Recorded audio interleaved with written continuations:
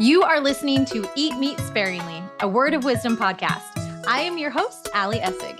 I have a super exciting announcement. On September 26th through the 27th in Orem, Utah at UVU, there will be a Restore gathering, which is a big, huge Faith Matters conference. And what I'm thrilled to announce to you is that I will be one of the speakers there. My topic will be all about the deeper wisdom in the word of wisdom. And I would love to invite you to join me at Restore. Feel free to come by, say hi, introduce yourself. And if you use the code PLANTWISE, PLANTWHYS,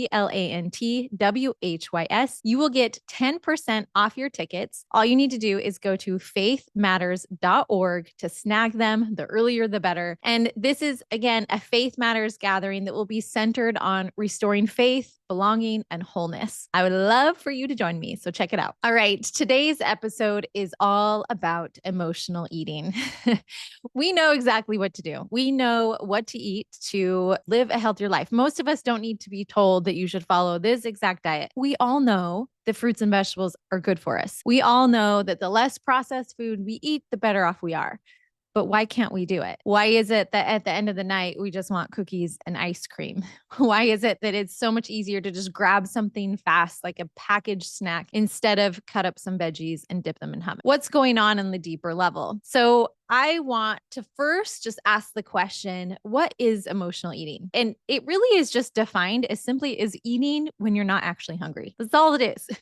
And so this could be eating when you're bored, when you're stressed, when you're overwhelmed, or even just eating as a reward. I know this summer in my house with my kids, they often eat because they're bored. And it's so easy to just grab some bread out of our cupboard and make toast because they're bored. There's nothing else to do. And eating is a fun activity. It's enjoyable to the senses. And so what can we do instead of turning to food when we're bored or even stressed or overwhelmed or even as a reward? I know a lot of times, especially in our house too, and growing up for everyone that I know of, it's a reward so often. You do something well, it's like, okay, let's go out, let's get a treat. Or you even have had a really long, hard day and all you're looking forward to is when the kids are in bed or when you're off work and you just want to enjoy something good. You just want that little dopamine kick. It's not that big of a deal as long as it's not happening frequently. So I think it's totally normal and healthy occasionally to have a treat as a reward or occasionally to eat when you're bored or even when you're stressed. But how do you know if it's actually a problem? Are you an emotional eater? I'm going to ask you a series of questions, and depending on your answer, it'll help you understand if you really are an emotional eater. Question number 1, do you eat more when you're feeling stressed? Number 2, do you eat when you're not hungry or when you're full? Number 3, do you eat to feel better, to calm and soothe yourself when you're sad, mad, bored,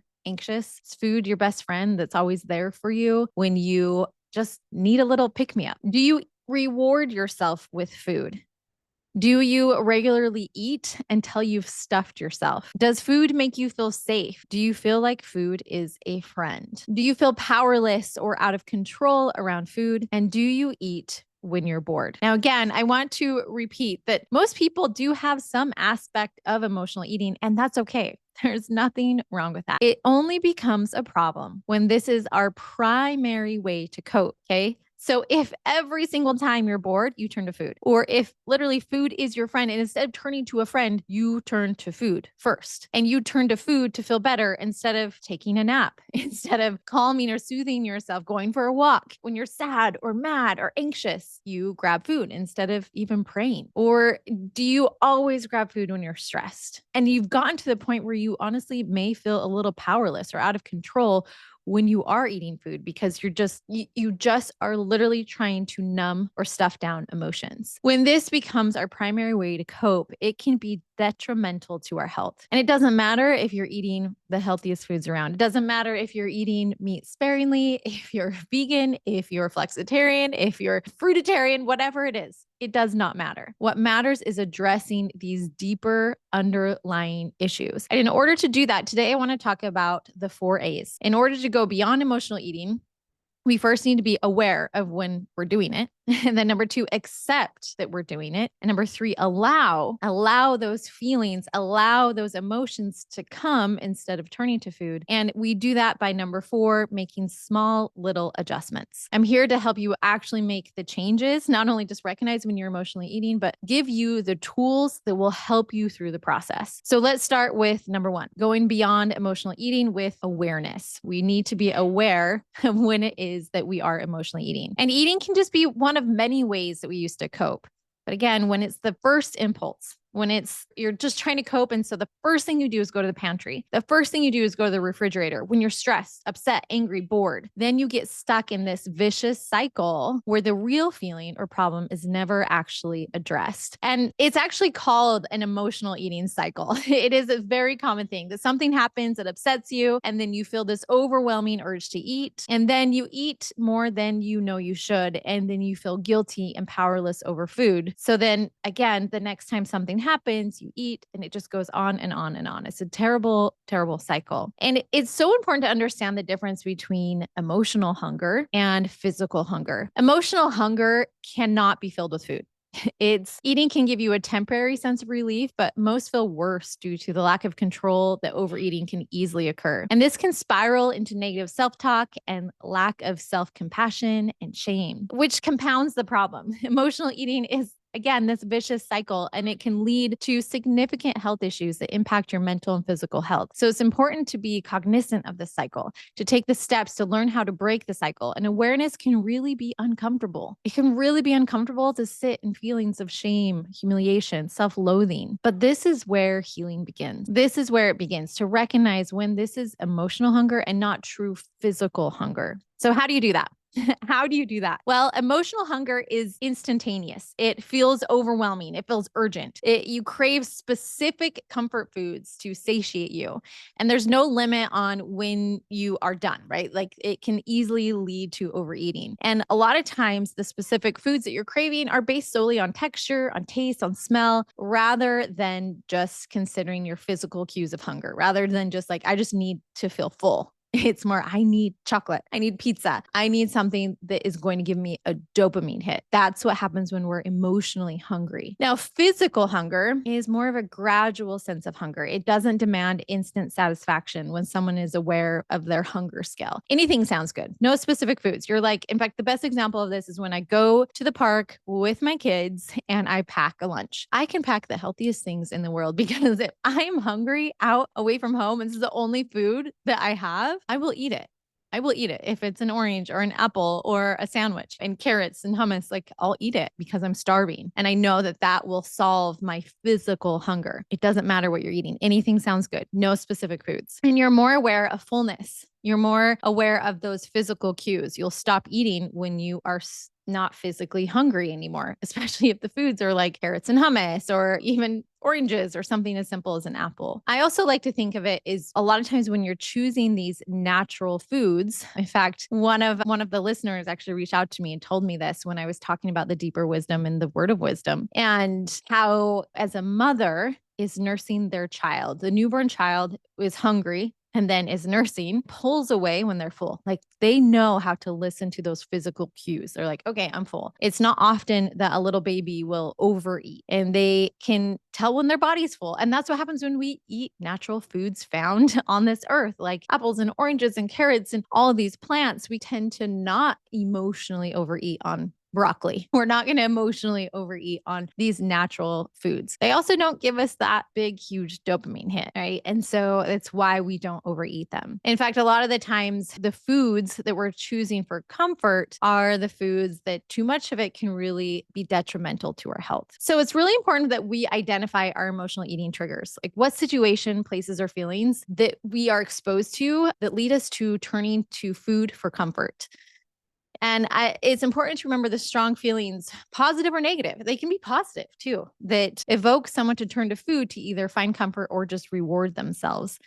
And it could just be you needing a reward at the end of a long, hard day or doing something really difficult. You're like, yes, I deserve food. I actually prefer right now to just like take a nap or lie down or meditate. I'm like, yes, I worked really hard. That's what I prefer. But it takes a while to switch out of that desire to grab food and to choose something else instead. So becoming aware is the first step. So what are the common reasons for most everyone for emotionally eating? Stress. Number one is stress. Have you ever noticed how stress makes you hungry? And chronic stress has been shown to induce hunger due to the stress hormone cortisol. Cortisol triggers cravings for salty, sweet, fried foods, which gives us bursts of energy and pleasure.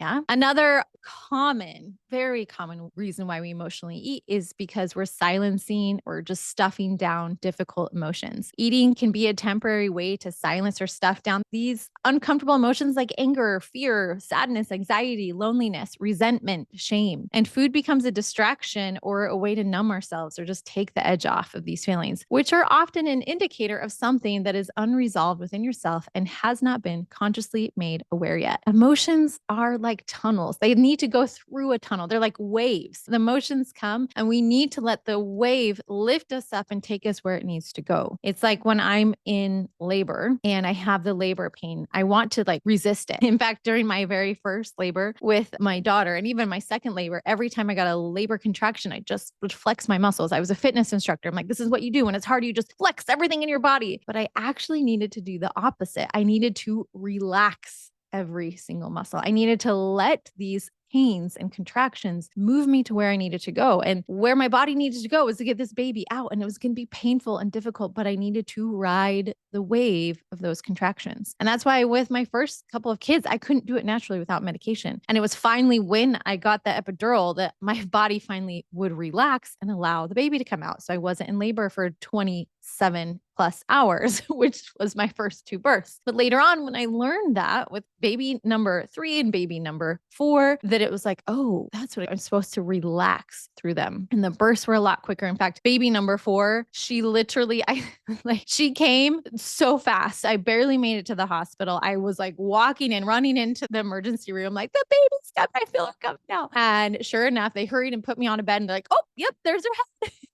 Just took my pants off. The doctor walked in and boom, they call it a drop and stop. Like it was 7 minutes between parking the car and then she was there. And that is because I finally let those contractions do their job, right? To let them work through them instead of pushing against them. And it's the same thing with our emotions. When we have difficult feelings and emotions, instead of pushing against them, we need to sit and feel them and let them work through our body, let them teach us what they're here to teach us. And it can be a little uncomfortable. Another really common reason why we tend to emotionally eat is boredom or just feeling empty. It can just be simply to give ourselves something to do, to relieve boredom, or as a way to just fill the void in our life. But as I like to tell my kids when they're like, Mom, I'm bored. That's so great. I'm so happy you're bored because that means that you can be more creative. That means that your brain starts thinking. And it's not only emotionally eating. We turn to food. We also turn to our phones and we also love to be distracted. And distraction, another word to think of distraction is it creates traction. Like it makes it difficult to do what we need to do. Just like if there was traction on my bike as I'm biking where I need to go, if I'm distracting myself with food or even a phone, then it takes so much longer to get me where I need to go. Whereas if I just let myself be bored, then naturally my mind can start thinking,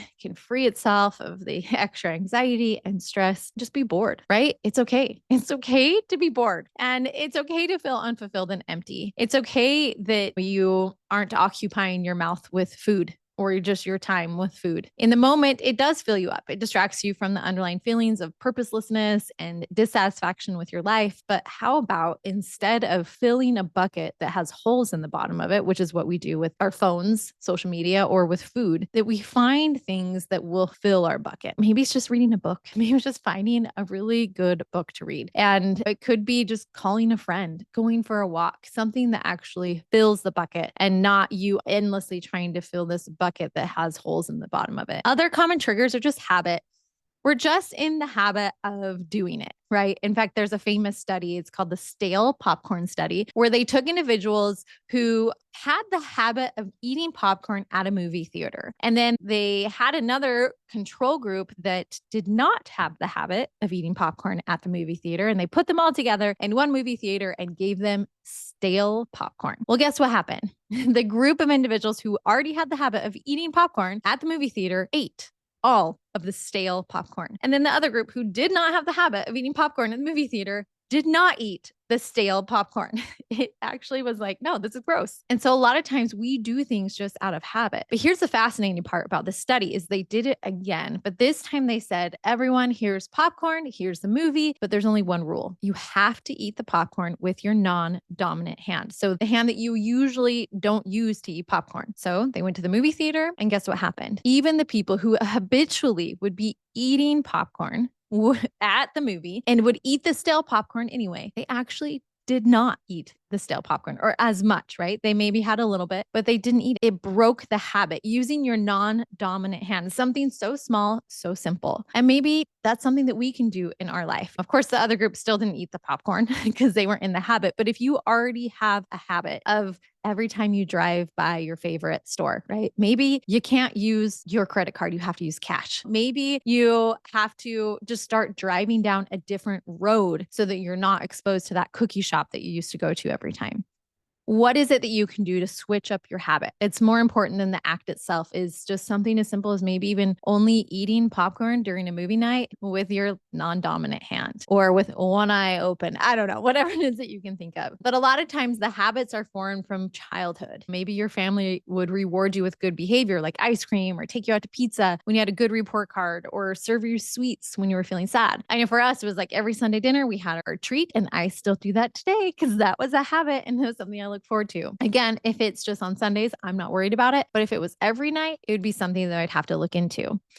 And these habits can also carry on into adulthood. And so reviewing your certain patterns and behaviors can really help you begin to dismantle where they come from. If they're connected to habitual eating patterns, maybe like eating something sweet at night or buying certain foods on a treat, a certain day, a certain location, just understanding that can be incredibly powerful. And then lastly, social influences. I know for me, I am a social eater. Some people are like social drinkers. I am a social eater where like at my house, I do not buy meat or dairy. I don't cook with it. It's not around. It's no big deal. But you take me to a party with friends, you take me to go out to ice cream, I will enjoy. I totally will. And I'm okay with that. Again, as long as it's not a primary way to cope. For me, it's just a really comfortable way to live and it makes other people feel comfortable. And I don't have any allergies, so I'm totally fine with that. But in general, it's important to understand that culturally, food has a very strong presence in social events, and it's typically a way to bond and connect with others. We just need to be mindful if we're doing this so often that it's disrupting our ability to follow a healthy diet. And can this even be a form of emotional eating, especially if you're going to an event and they have something really delicious and you're like,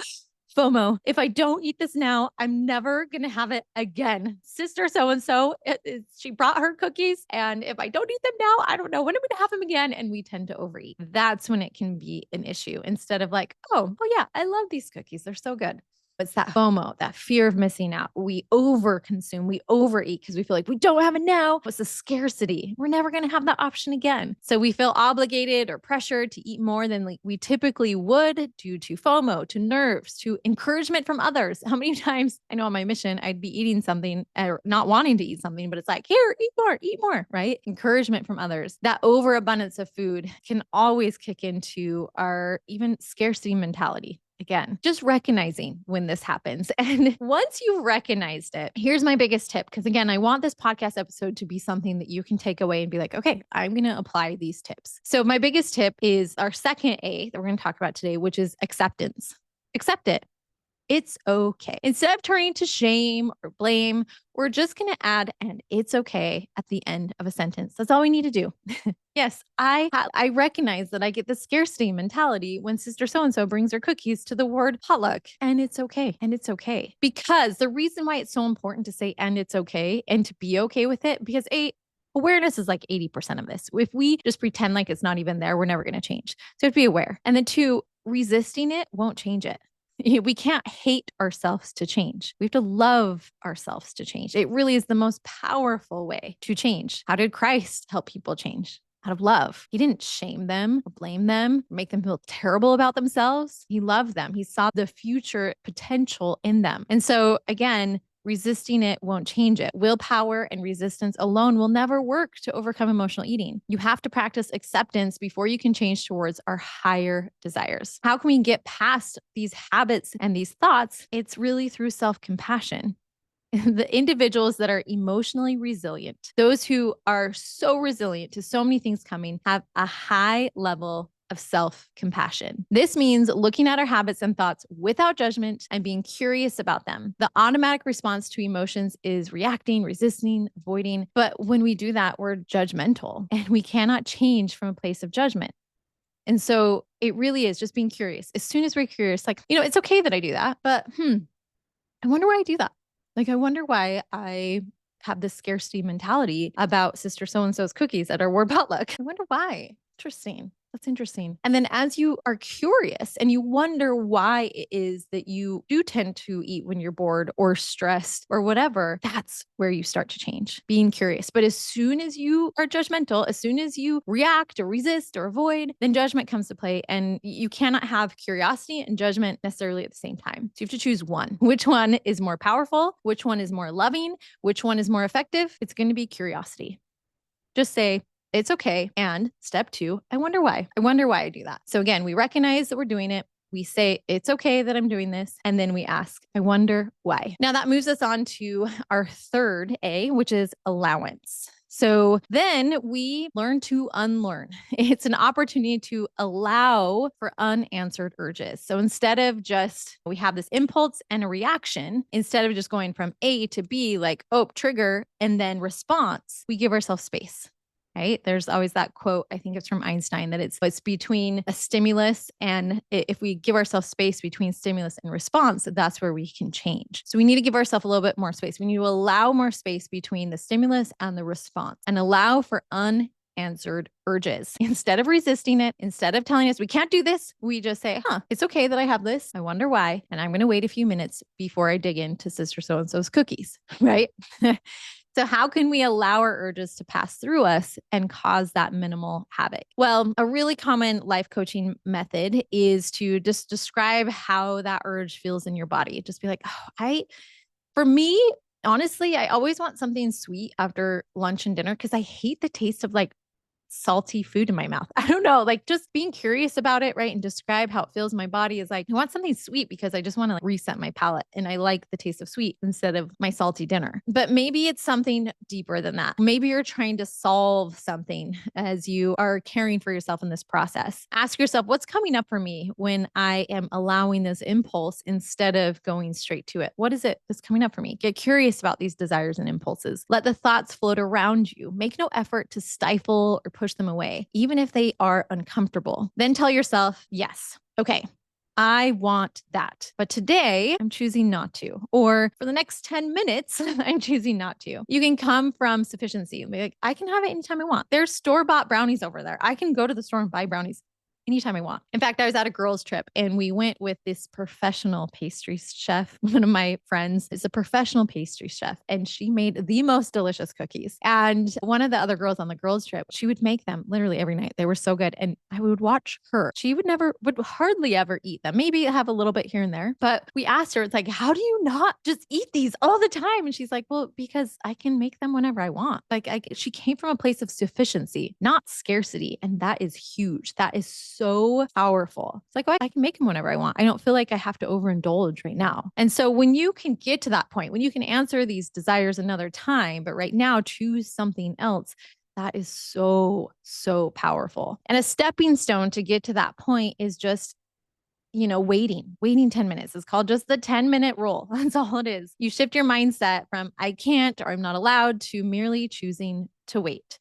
You acknowledge it, you make space, you allow for the space for those impulses and desires, and you give yourself a chance to just wait instead of act on it. And you check in with yourself. How are you really feeling? Do you understand why you made the choice that you did, or whether you are going to give in to the impulse or not after the 10 minutes? It just gives yourself space. And I know it's so simple, but it really is so powerful to just give yourself some space. And then the last thing I want to talk about today is adjusting. That last A, we want to talk about adjusting. So finding other ways to feed your feelings. As you've given yourself more space, you can reflect and think, okay, what can I do instead? The easiest way, the best tip I can offer you today is this. When you're giving yourself space, I want you to find a piece of paper and write down, I really want blank because. That's all you have to do. I really want chocolate right now because. I really want blank because. And once you can understand that, then ask yourself, is there another way I can solve for that answer? Right now I'm using food because, so say for example, I really want chocolate because I'm tired. So I can look at that and say, well, yes, chocolate would help give me a little bit of energy right now, but maybe I can take a nap. Maybe I can go to bed earlier. Maybe I can do something else. Maybe I can go outside and walk for 5 minutes and turn around. Maybe I can do some deep breathing and really ask, what are other ways that I can feed my feelings, but not through food? What are the other replacements? What are other systems? Diets often fail because they offer nutritional advice, but not necessarily the strong aspect of emotional eating. And it's oftentimes that emotional eating becomes too strong that we aren't able to overcome. We aren't able to stick to our goals. And so the simplest thing that we can do, not only to find other ways, is okay, so you turn to food. Okay, all right, fine. You gave yourself 10 minutes, then this is what you do next. You just practice mindful eating.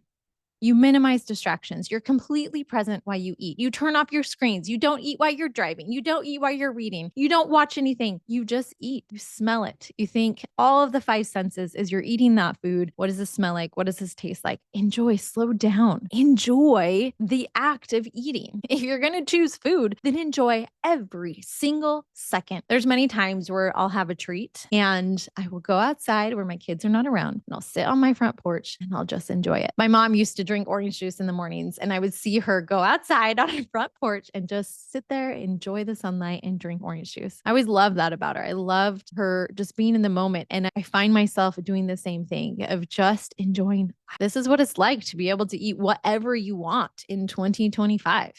Any treat, any desire, the best food this world literally has to offer is at our fingertips. You can spend $11 on Dubai chocolate and sit on your porch and just savor it. Savor it. When you eat more mindfully, it'll help you focus on your mind on the food, listen to your body and your cues, enjoy the pleasure of the meal. And then it goes past emotional eating. It becomes an experience. It becomes part of life and how beautiful life can be. There's nothing wrong with that as long as you're doing it mindfully. And what's fascinating is when you're doing it mindfully, you tend to not overeat. You tend to not overindulge and you tend to not use it to stuff your feelings. You're just having a beautiful moment, just like watching the sunset. I read a book once where they said sometimes there's these beautiful things in our world, like a beautiful sunset, like the smell right after rain, or even the smell of freshly cut grass. And we can just go throughout our day and not necessarily acknowledge it. But it's kind of like going throughout your day and stepping over $20 bills. You're like, oh yeah, $20 bill, step over it. Oh yeah, $20 bill, step over it. Or we can reach down, pick up that $20 bill and put it in our pocket and be like, wow,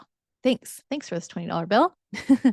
So grateful. And then you can do a lot of things with $20. And I think it's the same thing in this earth, in this world. We have beauty all around us and they are just as powerful as $20 bills. And we can choose to step over it, that sunset, that beautiful smell, water, whenever you hear water or see water, or even just your child's face. And you can just go throughout your day, or you can be more mindful and reach down and pick up that moment, put it in your heart and just be like, thank you. Thank you. It's so important for us to not emotionally overeat, to just actually enjoy life a little bit more. Because if you don't take the time to enjoy life just a little bit more, then your body will naturally turn to food to enjoy life a little bit more. It's so simple, but so profound. And I challenge you this week, instead of stepping over all these $20 bills, to take a second, notice the leaves outside on the trees. Notice your child's faces. Notice, what it's like to cuddle a loved one. Notice the sunset. Just notice the sky, the clouds. Like, what shapes are the clouds making? Be more mindful of your life. Be in the now. When you're in the now, that's so powerful. And then lastly, I just want to remind you that in order to overcome emotional eating, it's so important to support yourself with just healthy lifestyle habits, right? We can better handle life's curveballs when we have stability, which is possible in a few very simple ways. Number one, make daily exercise a priority. We've got to exercise every day, even if it's just a walk. Even if all you do is leave your house, go walk for 5 minutes, turn around and walk back. Okay.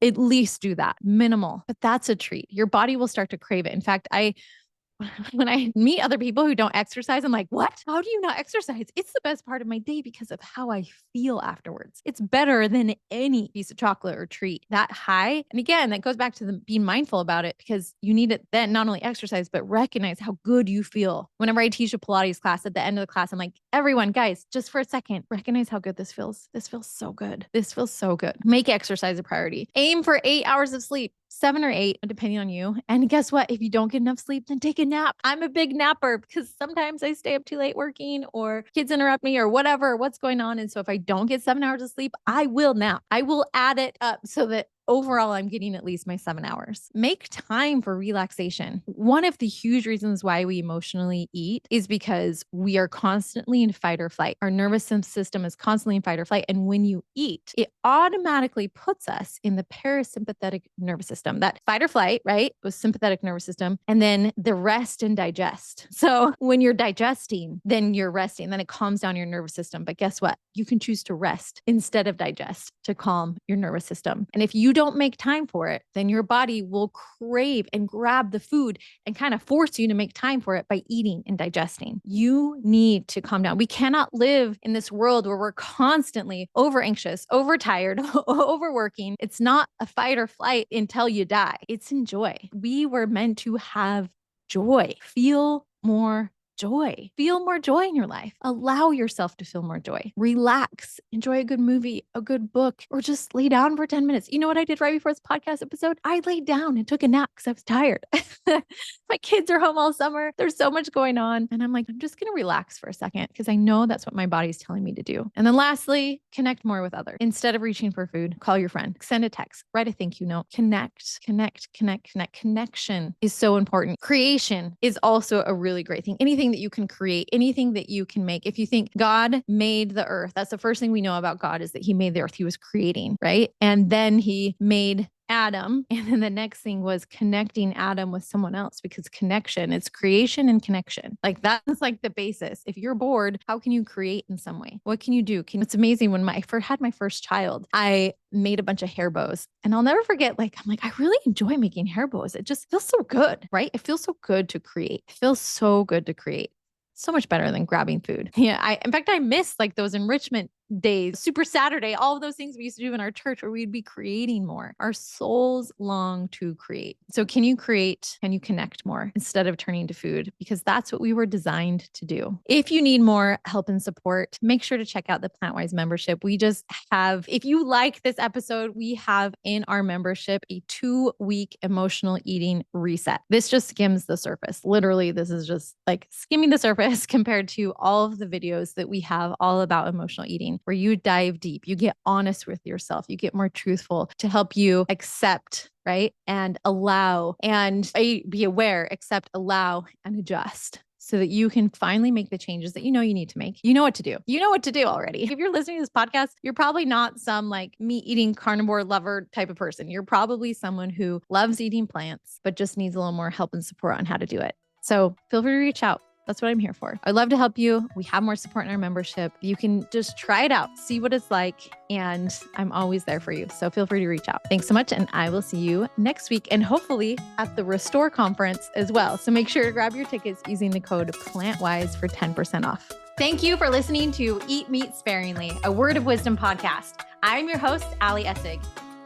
And if you need more help and support with transitioning to eating more plants so you can lose weight and improve your gut health and just reduce your risk of chronic disease, then make sure to check out my PlantWise membership. That's PLANTWHYS, because I like to teach the why behind eating more plants. But if all you need is just a couple more delicious recipes that feed your family and everyone loves, and not to mention super simple and easy, then make sure to check out my YouTube channel, which is also PlantWise, PlantWhys. Hope to see you there.